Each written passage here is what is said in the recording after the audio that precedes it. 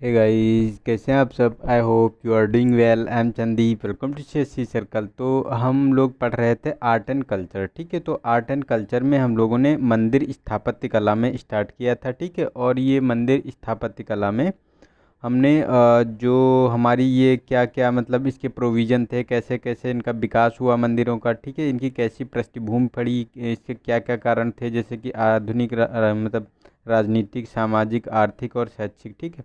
तो उन चीज़ों को हम लोगों ने देखा था। और उसके बाद हम लोगों ने ये जो थी हमारी नागर शैली, ठीक है, इसकी विशेषताएं देखी थी। और इसकी जो स्थापत्य कला थी कैसी थी, ठीक है। जो पंचायतन शैली होती है उसके बारे में हम लोगों ने डिटेल में देखा था, ठीक है। तो आज हम देखेंगे इसमें जो मंदिरों की द्रविड़ शैली है, ठीक है। तो इसके बारे में देखेंगे, क्योंकि अब हम नागर शैली देख लिए हैं हम लोगों ने, ठीक है। और नागर शैली के जो मंदिर हैं जो विभिन्न टाइप के हैं, जैसे चंदेल हो गए, या मतलब जो तुम्हारे ये गुजरात वाले हैं और सोलंकी वाले हैं, ठीक है। तो इन लोगों को इनको हम मतलब पहले हम लोग इनकी विशेषताएं देख लेते हैं। जैसे नागर शैली की हम लोगों ने देखी विशेषताएं, वैसे ही हम लोग ये जो द्रविड़ शैली की देखेंगे और बेसर शैली की विशेषताएं और उनकी जो मतलब निर्माण करने की जो पद्धति है उसके बारे में देखते हैं। और उसके बाद हम उनके मंदिरों को एक एक जो टाइप है, ठीक है, उसमें भी डिफरेंट टाइप हैं, तो उनको एक एक करके हम लोग उसमें देखेंगे, ठीक है। तो आप लोग निश्चिंत रहिए, पूरा आर्ट एंड कल्चर का कंप्लीट, अगर आर्ट एंड कल्चर यहाँ से आपने कंप्लीट कर लिया ना, तो इतना अच्छा मटेरियल कहीं नहीं मिलेगा आपको हिंदी मीडियम के लिए, खास करके लिए, ठीक है। तो ये आप लोगों की जिम्मेदारी है, इसको अच्छे से आप लोगों को रीड करना है। और PDF मैंने पहले प्रोवाइड करा दी है, ठीक है। और ये दूसरी भी प्रोवाइड करा दूंगा। और देखो यार, इजीली चीज़ें आपको मिल जा रही हैं, तो इसका मतलब ये नहीं कि इस पे मैंने मेहनत नहीं की है। बट मैं ये सोच रहा हूँ कि जैसे मेरे पास ये चीज़ें हैं तो मैं आप लोगों को शेयर करूँ, ठीक है। क्योंकि यार हमारे पास ये चीज़ें पड़ी रहेंगी तो इनका कोई मतलब है नहीं। लेकिन आप लोगों का अगर भला हो जाएगा तो इसमें मुझे बहुत संतुष्टि मिलेगी। आप लोगों को चैनल में जो वीडियो है शेयर करते हो या ना करते हो मुझे पता नहीं है, बट मेरे पास कोई भी मटेरियल होता है या मेरे पास ज़रा सा भी नॉलेज है, ठीक है, जितने मैं जितना एलिजिबल हूँ, ठीक है, तो उतना मैं आप लोगों को डिलीवर करने की कोशिश करता हूँ, ठीक है। तो आप लोग देख लीजिए इसको अच्छे से, और इसके आंसर राइटिंग साथ साथ प्रैक्टिस करते रहिए, क्योंकि देखो पॉइंट टू पॉइंट इसमें लिखाया गया है, तो इसमें ज़्यादा आपको कुछ शॉर्ट भी नहीं करना है, ठीक है। सारा आपको कंसाइज वे हमने कंसाइज वे में प्रोवाइड करा दिया है, जितना हमको चाहिए होता है आंसर लिखने के लिए और प्रीलिम्स के लिए जो क्वेश्चन पूछे जाते हैं, ठीक है। तो ये चीज़ें हमने इसमें प्रोवाइड करा दी हैं। और इसमें हमने मंदिर का जो सिनेरियो है उसको भी ऐड कर दिया है, ताकि एक एक चीज़ से क्लियर हो पाए इसमें, ठीक है। तो आज हम देखेंगे मंदिरों की जो द्राविड़ शैली के बारे में और नागर शैली की जो विशेषताएं हैं, दोनों को आज हम लोग कंप्लीट कर लेंगे। और कल से हम देखेंगे एक एक मंदिर को, ठीक है। तो फर्स्ट है हमारा, फर्स्ट ऑफ ऑल, मंदिरों की द्रविड़ शैली। तो इसमें देखो फर्स्ट ऑप्शन, फर्स्ट पॉइंट है इसमें कि द्रविड़ शैली के जो मंदिरों का विकास मुख्य रूप से कृष्णा नदी और एवं जो कन्याकुमारी के बीच वर्तमान तमिलनाडु और केरल और निचला जो आंध्र प्रदेश का हिस्सा है उसके मध्य में हुआ है। मतलब इनके कहने का मतलब है जैसे ये हमारा इंडिया साउथ वाला पार्ट है, ठीक है। तो इसमें जो ये कृष्णा नदी होती है, कृष्णा नदी के ये नीचे वाला पार्ट की जो बात की जा रही है, तो ये आंध्र प्रदेश वाला निचला हिस्सा आ जाएगा, इसमें कर्नाटक वाला इधर आ जाएगा, केरल वाला आ जाएगा और तमिलनाडु वाला आ जाएगा। तो ये चार हिस्सों में जो मंदिरों का विकास हुआ है, तो ये द्रविड़ शैली का यहाँ पे विकास देखने को मिला है, ठीक है। तो तमिलनाडु, केरल और ये आंध्र प्रदेश का निचला हिस्सा, ठीक है। तो इसमें हम लोग देखते हैं इसको, ठीक है। सेकंड है हमारा कि जो ये द्रविड़ शैली के मंदिरों में जो ऊंचा चबूतरा नहीं होता, जैसे हम लोगों ने नागर शैली में देखा था कि उसमें चबूतरे पे बनाया जाता था, तो इसमें यहाँ चबूतरा नहीं है। और ये मंदिर धरातल के निचले हिस्से से बनना प्रारंभ होता है, कि मतलब उसके लिए कोई मतलब चबूतरे की आवश्यकता नहीं है, वो ऐसे नीचे ही ज़मीन से मतलब स्टार्ट कर देते हैं बनाना, ठीक है। और नेक्स्ट है हमारा कि जैसे मंदिरों का जो गर्भगृह होता है ये वर्गाकार एवं इसके ऊपर का जो शिखर होता है वो पिरामिडाकार होता है, ठीक है। और जो तल्ले के ऊपर तल्ला घटते क्रम में बना होता है, ठीक है। तो इसके जो ऊंचे उठे हुए भाग को विमान कहा जाता है और शिखर के सर्वोच्च भाग पर स्तूपिका का निर्माण होता है, ठीक है। तो देखो ये एक मतलब ये तुम्हारी न्यू हो गई, उसके ऊपर ये ऐसे तल्ले के ऊपर ये तल्ले होते हैं, ठीक है।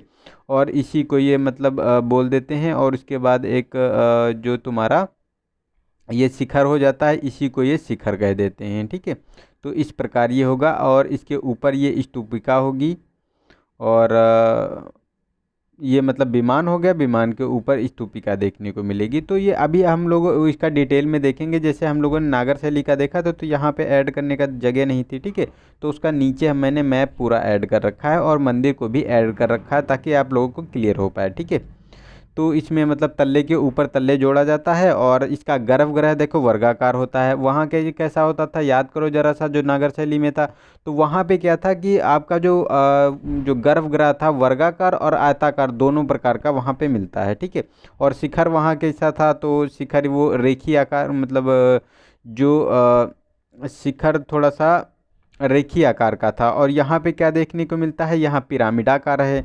तो ये भी अभी हम लोग इसका अंतर है। ठीक है, नागर शैली और द्रविड़ शैली का, तो इसमें क्या क्या अंतर है वो भी हम लोग डिटेल में देखेंगे। ठीक है, नेक्स्ट है हमारा जो इसका गर्भगृह के चारों ओर अंतराल बना होता है जिसका प्रयोग प्रदक्षिणा पथ के लिए किया जाता है। मतलब उसकी जो ये गर्भगृह होता है, ठीक है, इसके चारों ओर जगह होती है ताकि जो है इसकी प्रदक्षिणा की जाए, मतलब इसके चारों तरफ अपनी परिक्रमा की जाए। ठीक है, और ये जो गर्भगृह के सामने जो बहुसंख्यक स्तंभों पर टिका एक महामंडप बना होता है। साथ ही अन्य सहायक जो रचनाएं होती हैं जैसे कि अर्धमंडप हो गया या नदी मंडप हो गया, तो ये सब बने होते हैं ताकि वहाँ पे मतलब लोग जब आते हैं तो कोई सांस्कृतिक कार्यक्रम होता है तो उन्हीं के लिए ये मंडप बनाए जाते थे वहाँ पे। ठीक है, तो ये मंडप भी वहाँ देखने को मिलेंगे वही मंदिर परिसर में। और जो ये द्रविड़ मंदिर में अगर बात करें तो इसमें चार दीवारी के भीतर बने होते हैं। ये मतलब एक मतलब ऐसा पार्ट होता है, इसमें चार दीवारी, चारों तरफ मंदिर के चार दीवारी होती है। ठीक है,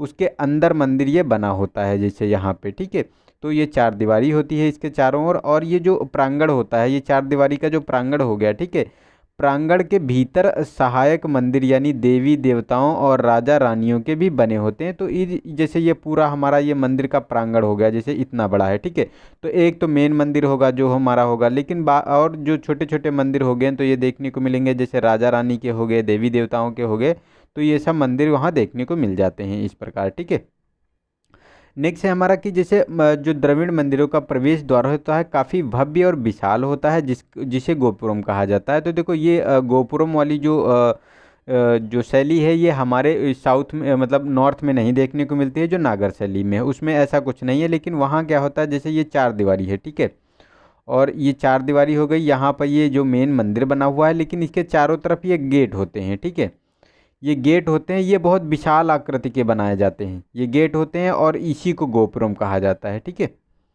तो ये हमारा गोपुरम का कॉन्सेप्ट हो गया। और ये हमारा जो नेक्स्ट है, तो मंदिरों के बाहरी भाग पर मंडपों से लेकर शिखर तथा देवी देवताओं की मूर्तियां तथा लोक विषयों से संबंधित मूर्तियों का अद्भुत शिल्पांकन किया जाता है। तो वहाँ पे मतलब जो मूर्तियाँ होती हैं उनका भी अद्भुत मतलब शिल्पांकन किया जाता है, यानी कि वहाँ पे बहुत अच्छी और बारीकी से मूर्तियों को गढ़ा जाता है, यानी वहाँ पे उकेरा जाता है। ठीक है, तो वहाँ जो बाहरी भागों में मंदिरों के जो मंडप होते हैं वहाँ पे देखने को मिलेगा, शिखर पे भी देखने को मिलेगा। तो यहाँ पे ये आपको मूर्तियाँ देखने को मिलेंगी।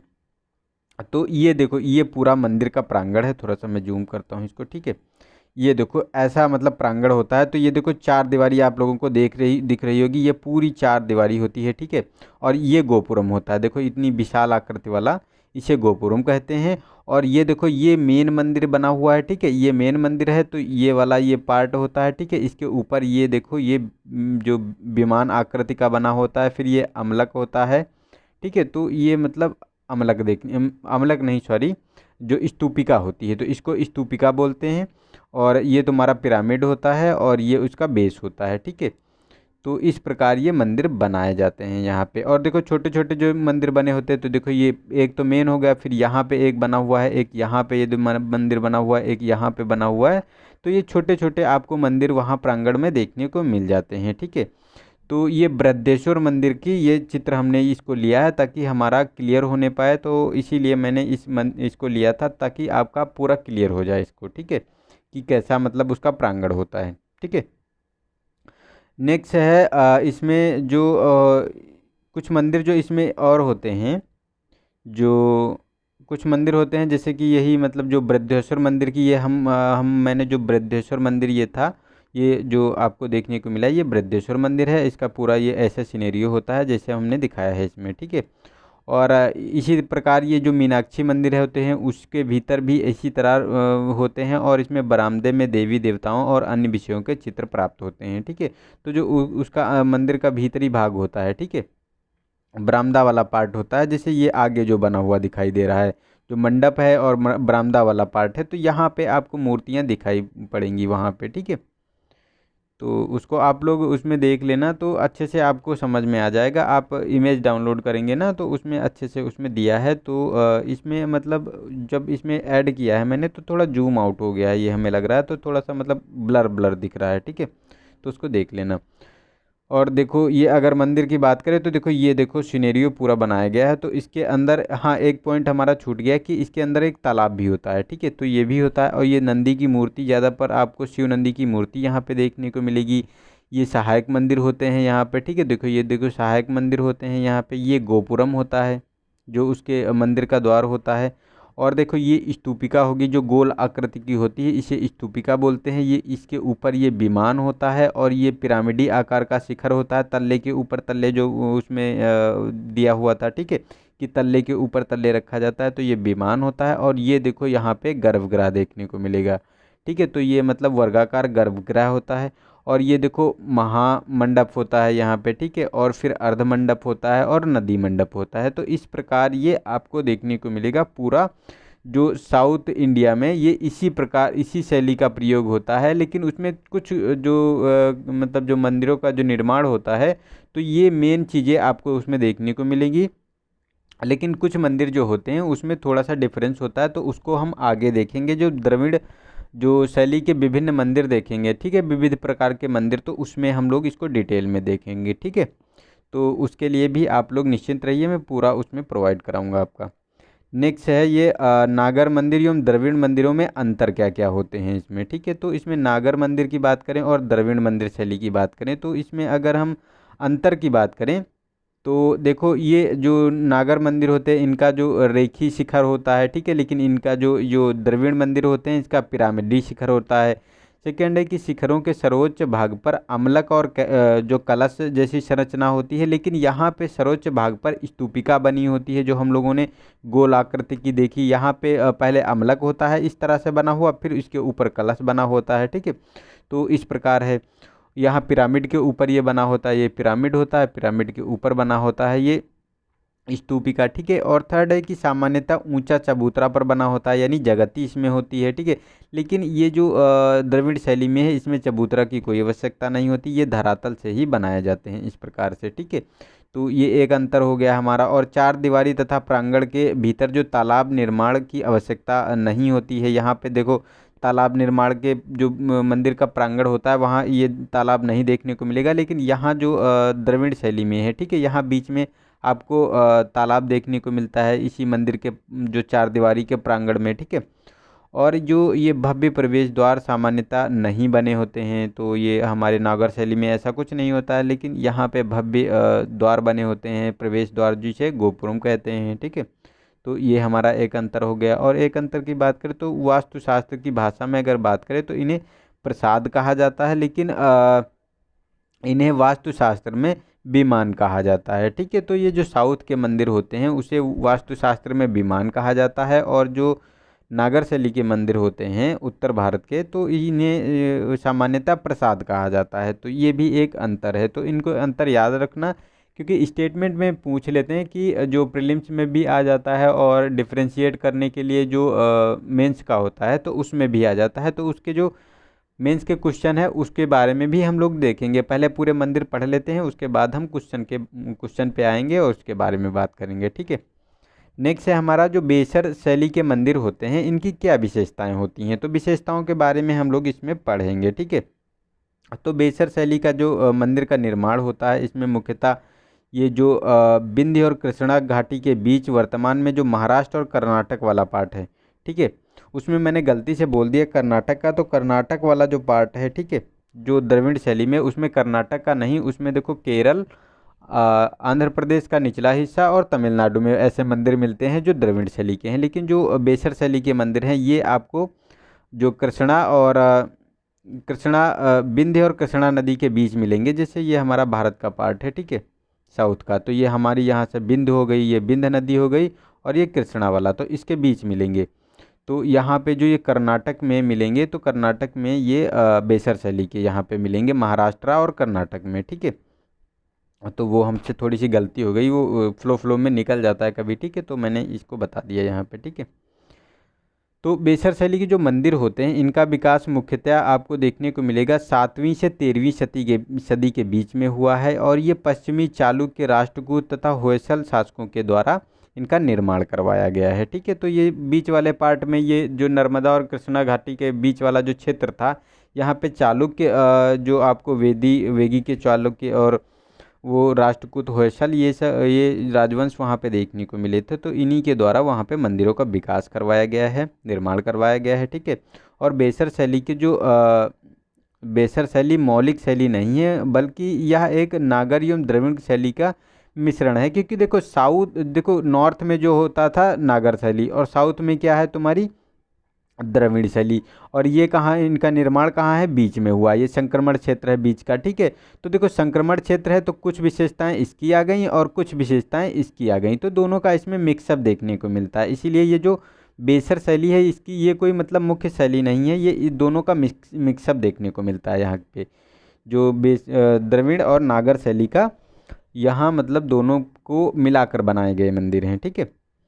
तो ये भी कन्फ्यूजन नहीं होना चाहिए। और देखो मंदिरों की धरातल योजना एवं आकार द्रविड़ मंदिरों जैसे कि जो द्रविड़ मंदिर होते हैं उसी के आकार, जैसे धरातल होता है जो वो मतलब पिरामिडी आकार वाला होता है, ठीक है, तो उसी के आकार पर। और शिखर जो होता है इस पे आपको जो ढोलक या ढोलाकार या पीपा नुमा जो संरचना होती है, ठीक है, उस प्रकार बनाए गए हैं। और गर्भगृह की बात करें तो मंडप एवं सर्वोच्च भाग पर स्तूपिका आदि द्रविड़ मंदिरों जैसी बनी होती है। लेकिन जो अधिकांश अलंकरण एवं सजावट की बात करें तो ये आपको जो नागर मंदिरों में होती है, नागर मंदिर शैली की, ठीक है, तो वो देखने को मिलेगी जितनी सजावट होती है वहाँ पे, ठीक है। और ये जो अधिकांश जो बेसर शैली का निर्माण जो है, अधिकांश बेसर मंदिर का गर्भगृह वर्गाकार होता है, लेकिन अपवाद भी इसके मिलते हैं। जैसे होयसल शासकों के तहत बने मंदिरों का गर्भगृह बहुकोणीय मतलब तारा की आकृति का भी इसमें देखने को मिलता है। तो देखो गर्भगृह यहाँ पे वैसे तो सामान्यतः आपको वर्गाकार मिलेगा, ठीक है, लेकिन कहीं कहीं ये स्टार के आकृति का मिलता है, ठीक है। तो ये भी आप लोगों को नोट डाउन करना है। तो स्टार का ये प्रीलिम्स में पूछा भी जा चुका है, और ये पूछा भी जा सकता है कि मतलब जो तारे के आकार का जो गर्भगृह होता है वो किस मतलब मंदिर शैली के अंतर्गत आता है या किसके शासनकाल में बनवाया गया था, तो ये भी हो सकता है, ठीक है। तो ये होयसल जो शासक थे इसके जो मंदिरों में ये देखने को मिलता है, ठीक है। तो इस प्रकार हम लोगों ने देख लिया कि बेसर शैली के बारे में। और देखो इसमें ये देखो स्तूपिका का निर्माण हुआ है, ठीक है। और ये देखो स्तूपिका जो सॉरी सॉरी यार थोड़ा सा खांसी आ जाती है। तो ये देखो स्तूपिका जो साउथ में ये द्रविड़ शैली की ये विशेषता आ गई, ये ढोलकाकार शिखर है। तो ये देखो ये जो रेखीय आकार टाइप में हो जाता है, तो देखो ये नागर शैली की विशेषता आ गई। लेकिन ये जो बेस बना हुआ है, ठीक है, तो ये पिरामिड टाइप का जो होता है ये बेस, ये आपका साउथ में द्रविड़ शैली का आ गया, ठीक है।